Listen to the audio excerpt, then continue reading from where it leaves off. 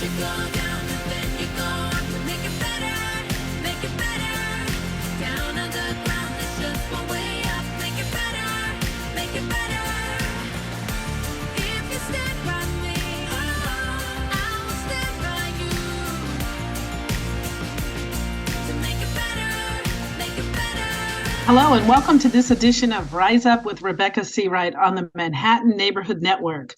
I'm your host, Assemblymember Rebecca Seawright, serving the Upper East Side, Yorkville, and Roosevelt Island, and hosting tonight from my East 79th Street community office. Fall is right around the corner, and our students are getting ready to go back to school. And as a former member of the Education Committee and current member of the Assembly Higher Education Committee, we know how important education is. And I'm the mother of two wonderful alums of the New York City Public Schools. And we have a very, very special guest with us today. And we're going to be walking down memory lane, hearing all about a collection from a local constituent, Marty Raskin, who has collected wonderful, wonderful thousands of items from the Department of Education as a former public school teacher himself.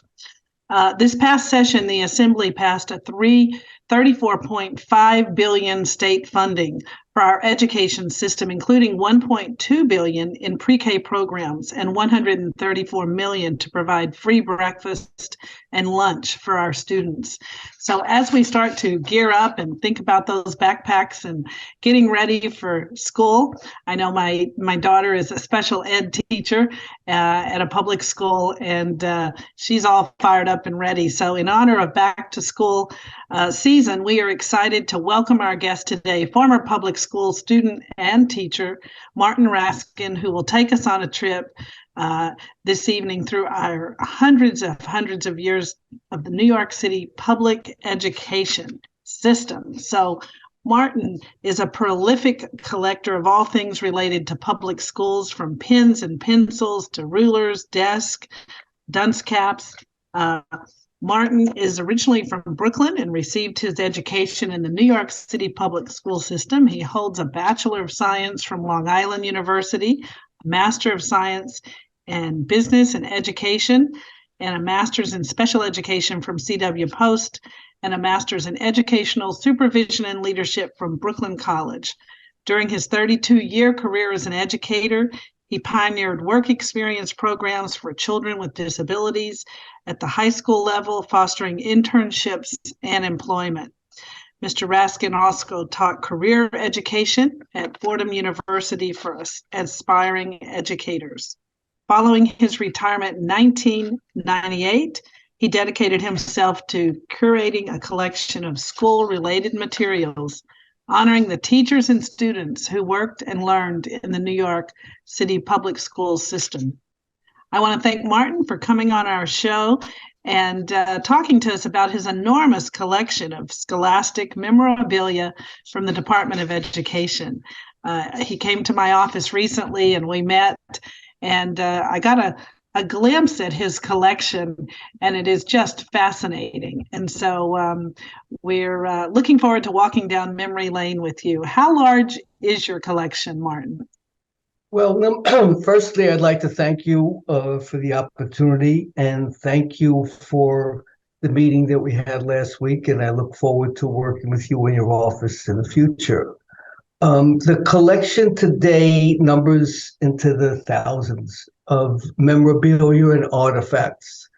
That includes paper. I have about 75 5-inch binders with all kinds of ephemera. For example, the student literary magazines that youngsters wrote in high school from 1905 to about 1960, we have over 150 of those. Anything and everything connected to a public school is in the collection.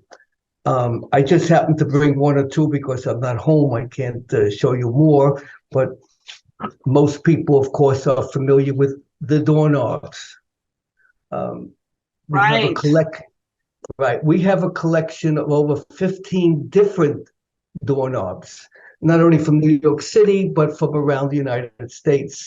The one that I'm most proud of This is probably one of a kind that's still left. This is a doorknob from Girls High School in Brooklyn, 1895. We have actual student notebooks that they use in the classroom dating back from 1895.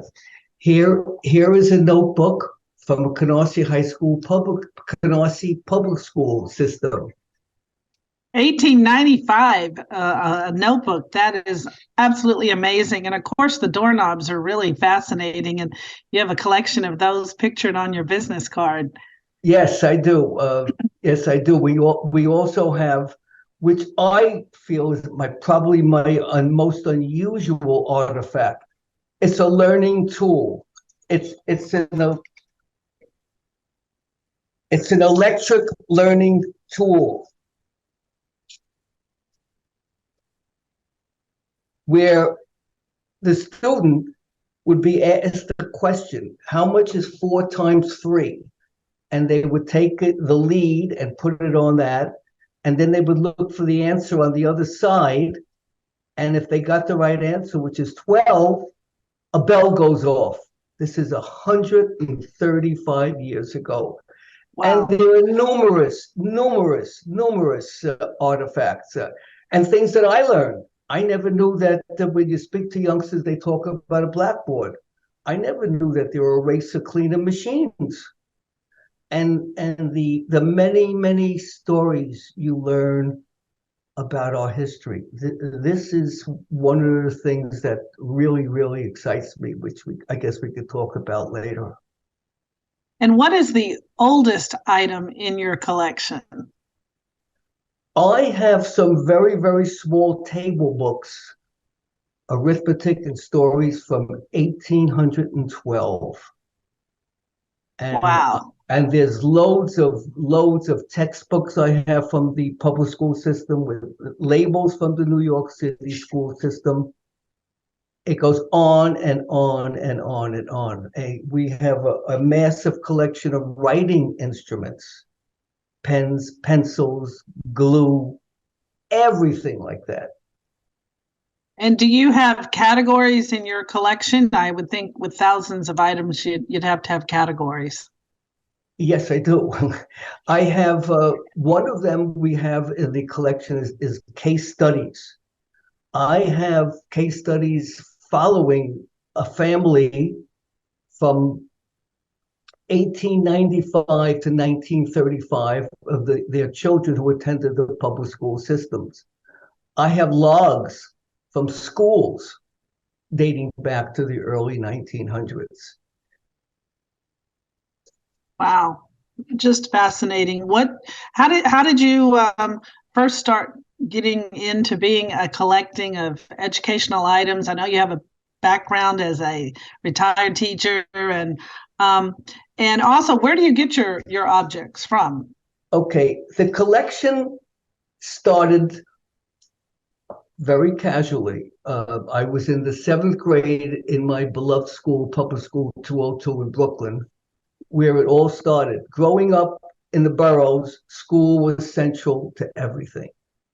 We went to school 7 hours a day, came home, changed our clothes, went back, played the schoolyard, so school to me was always central.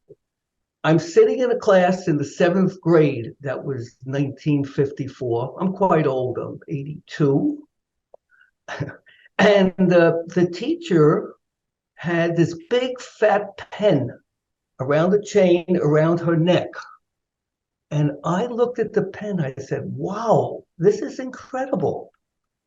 And that's how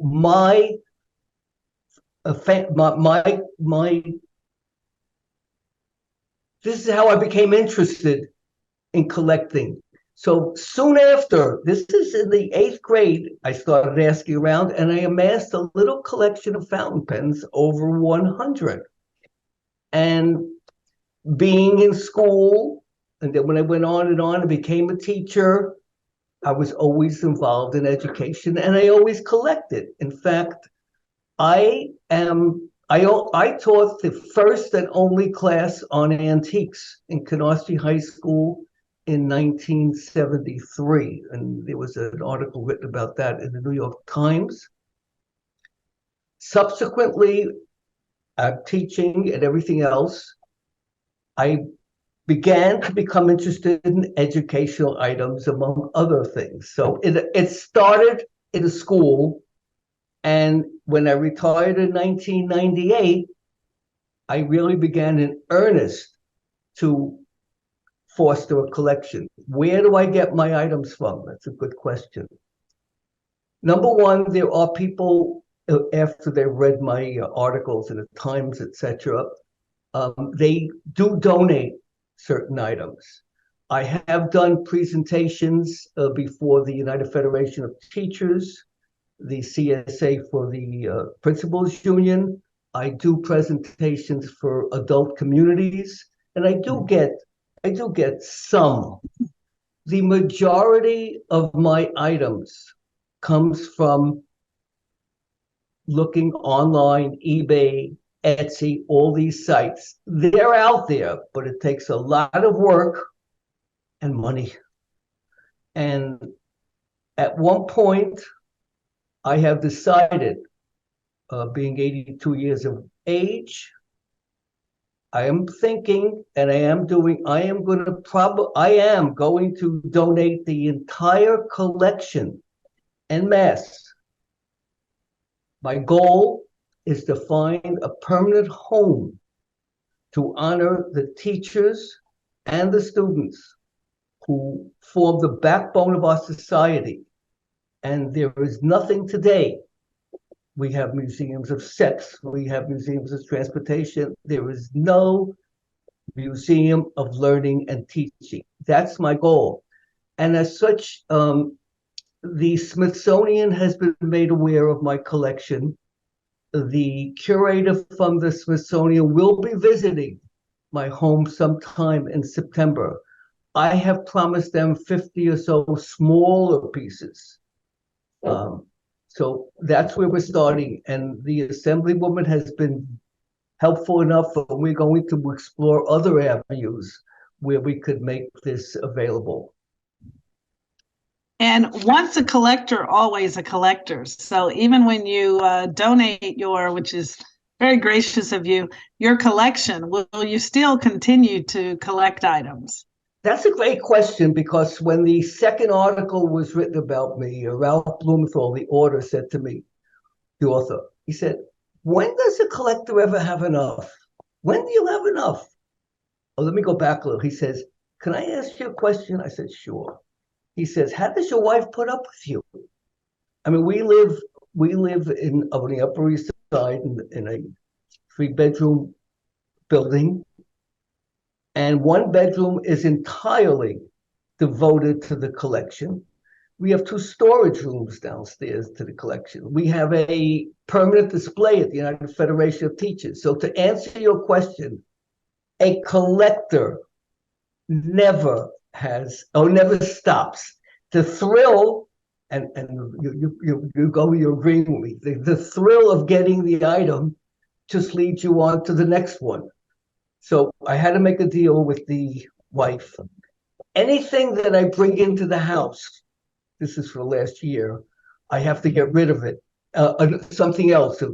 So that's where the storage rooms go. So, but it's displayed and you can see it, and that's what a collector does. But I have to say, to be very, very honest, the wonderful people I've met along the journey of collecting, and the things that I've learned, and the highs that I got from just collecting. Let me give you an example. I looked online one day, and I saw this beautiful pencil case with a notebook. I said, oh my goodness, could be apropos for my collection, because it comes from New York, and the student's name was Howard. So I said, well, that's pretty good. I opened it up, and to my surprise, and I was so delighted, it showed the name of the student who went to a public school in the Bronx. So we have an artifact from 1925, the bookcase from the Bronx. Things like this. And I happen to be very, very fortunate. You know, schools throw out things. You could find things, whatever. And I happened to find one day when I visited my public school. And by the way, if I may backtrack, I have devoted probably since I graduated from 202 in 1955, I have been in contact with former teachers and administrators, and I have formed a bond.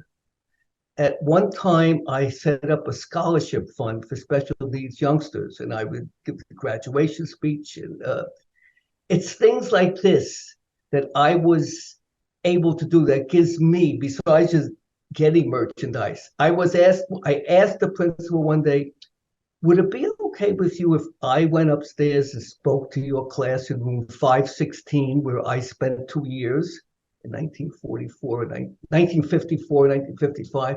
She said, sure. So I went up there, they relieved the teacher, and I took over the class. So I put down 1955 on the blackboard, and above that, I put down 1983, that's when I was there. And I pulled the information from the class. How many years ago did I sit in your seat? And the kids looked at me amazed. When I give a graduation speech, the last time I did it, it was like in 1999. And I said to the youngsters, I said, I was here 40 years ago. They can't believe that I went to their school. So there's been so many highs and so many good things. And when you collect educational memorabilia, you get a chance to look at teacher files, to see what they went through in their lifetime, the problems they had. There was one teacher who was a treasurer of the school, begging the principal. He says he had to take the money to the bank. He says, I need more war rationing equipment, money to go to the bank with my car. And one of the really unusual things, and I'm going to tell it to you anyway, one of the unusual things I found looking through the file, the founding principal of Public School 202, Charles G. Eichel, in 1925, opened the school. The school is going to be 100 years old in 2 years. And he stayed until 1960. It's a long time to be in service. Anyway, lo and behold, they're throwing out files, and I come across Dr. Eichel's file. And I see the following, and I'm going to read to you exactly what I have here.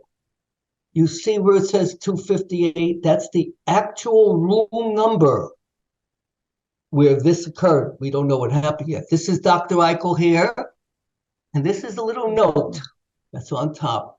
And the note reads, June 3rd, 1941, sat down in my office chair, room 258. That's the actual room number. You ready for this now? Sliver of wood entered my buttocks.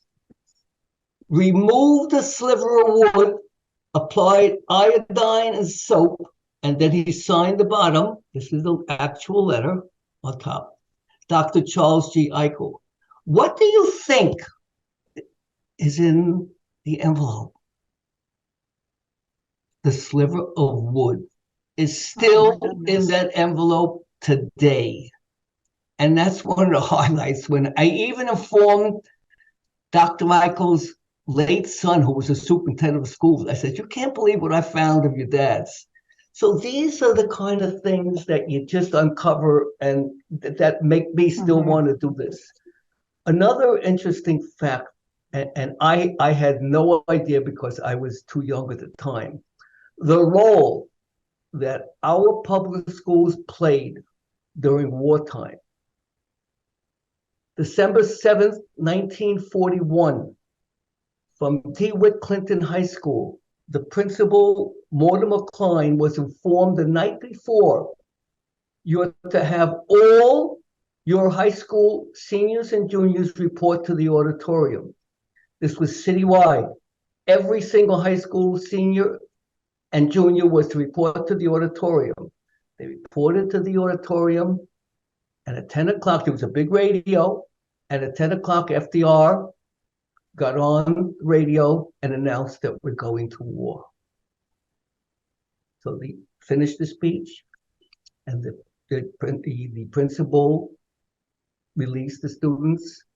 The auditorium doors opened in the back, and lo and behold, in the back were recruiting stations. Within the first 3 months of the war, 350 students from DeWitt Clinton signed up. And the role that students and teachers played during wartime is simply amazing. They increased by a half, they cut 40 minutes. The Board of Education cut 40 minutes off the school day so the students can go home or get jobs and be able to do the fundraising they do, the amount of fundraising that teachers did and staff did, the amount of money that they raised. In one instance, DeWitt Clinton raised $400,000 that went toward the building of a sea airplane. So the role that they played, it was simply amazing. The students, and then we have, so that was one of my wartime stories that I learned. Wow, that's absolutely amazing. And, it's just so fascinating, your stories and your collections. And I encourage you to do more teaching in our classrooms and with our nonprofits and community groups and senior citizens, because we could just listen to you all day. It's fascinating to hear your stories. And do you regularly visit schools and educators and students? And do you have a traveling exhibit that you can take to schools? Yes, to both of those. I do get requests from principals to come up to the school. I have spoken to classes in the past. I'm available. I would be interested on a larger scale to talk to groups and what have you. And kids are fascinated when I bring some of my items and we show them what it's like. It's just, I show them an inkwell. What's an inkwell?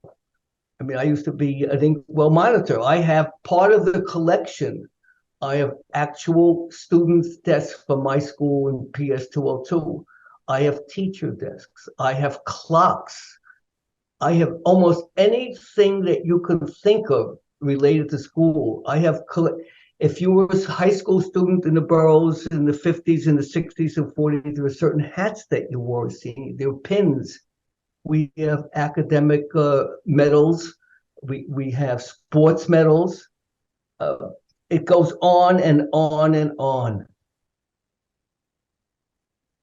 By the way, there's something very interesting that I also learned. I think you may be interested in this.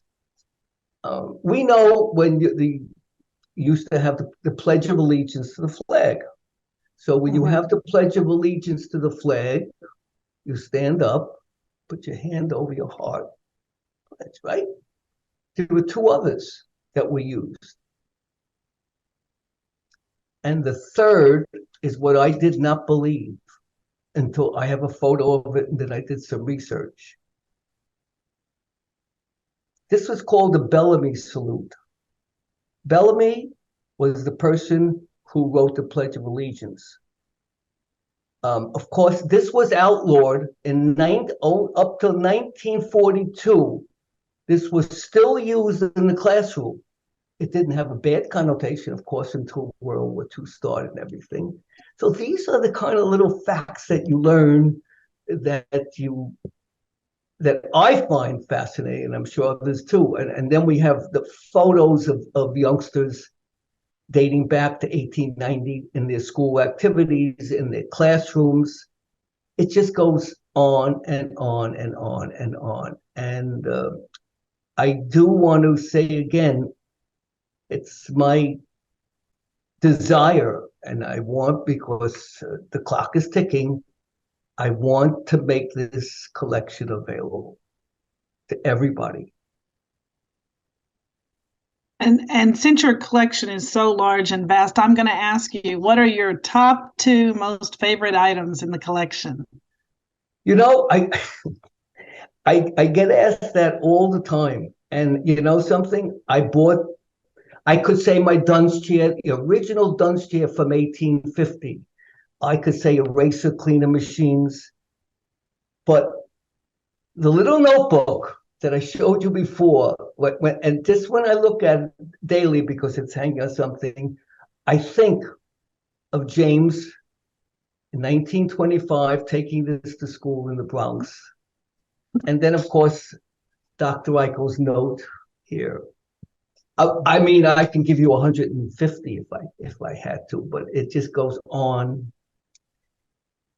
And it's been a journey. It's been a journey. I guess we could say it started in 1946 when I started at PS 202. And if people wanted to reach out to you with suggestions and ideas on where you could donate your collection, or if they wanted to host you for a lecture and a pop-up exhibit of your collection, how would they reach out to you? Tell our viewers how they can reach you. Of course, thank you. They could also contact our office and we could make the connection as well. But tell us how to reach you. It's very easy. It's Martin Raskin at yahoo.com. Martin Raskin at yahoo.com. yahoo.com. I also I can travel. If you have something you'd like to donate besides speaking, I would certainly be gladly come to view. Okay, well, thank you, Martin. We're unfortunately out of time, but this has been a wonderful discussion about the artifacts and educational memorabilia that makes up our public school system. And I again want to thank our special guest, Martin Raskin, for sharing his collection of memorabilia with us today. I hope your collection will find a very special home soon that all our viewers can go and witness it in person to see the phenomenal items that you have gathered together. And I want to thank our viewers for watching Rise Up with Rebecca Seawright on the Manhattan Neighborhood Network. Thank you for tuning in.